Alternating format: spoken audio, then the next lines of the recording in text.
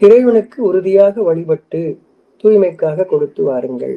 உள்ளத்தில் உங்களுடைய இறைவன் உங்களுக்கு அறிவிக்கப்படக்கூடியவற்றை உறுதியாக வழிபட்டு தூய்மைக்காக கொடுத்து வாருங்கள். நீங்கள் கொடுத்து வாங்க. நீங்க கொடுத்து வரணும்னா கொடுக்கறதுக்கு உங்களுக்கு இருக்கணும் இல்லையா? அப்போ அந்த ஆண்கள் அவர்களுக்கு வேண்டியதை கொடுத்து வர வேண்டும். பெண்களுக்கு நன்மையானவற்றிலிருந்து அவர்கள் கொடுக்க வேண்டும். அவர்களுக்கு கொடுக்கப்பட்டதை கொடுக்க வேண்டும் இல்லையா? அப்போ அவர்களை அவருடைய மனதின்படி இறைச்சத்தோடு நீங்கள் வாழ விரும்பினால் சொல்லும்போது, நமக்கு இது ஒண்ணுமே இல்லை, பெண்கள் சொல்லப்பட்டிருக்கு அப்படின்னு ஆண்கள் நினைத்துக் கொள்ளிருக்கல்ல. அவளுக்கு கொடுக்கப்பட்டதிலிருந்து கொடுத்து அப்படின்னா ஆண்கள் கொடுக்கணும்ல. அவர்களுக்கு ஆண்கள் கொடுக்க வேண்டும்.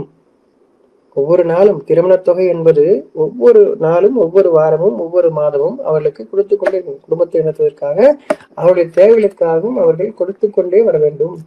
ஆண்கள் கொடுத்து கொண்டே வரும். கொடுத்ததை திருப்பி கணக்கையும் கேட்கக்கூடாது, திருப்பியும் கேட்க கூடாது.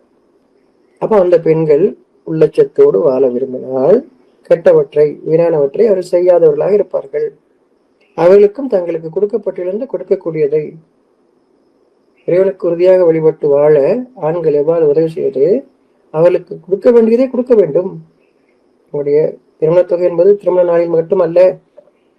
உங்களுடைய வருமானம் தினமும் என்றால் தினமும், வாரம் என்றால் வாரமும், மாதம் என்றால் மாதமும், வருடம் என்றால் வருடமும் நீங்கள் அவளுக்கு கொடுத்து கொண்டே வர வேண்டும். அவர்கள் உங்கள் குடும்பத்தை பார்ப்பவர்களாக. இப்பொழுதுதான் அவர்கள் இறைவன் அறிவித்ததன்படி வாழ முடியும். இறைவனுக்கு உறுதியாக வழிபட்டு தீமைக்காக கொடுத்து வாருங்கள் என்பதை அவர்கள் நிறைவேற்ற முடியும்.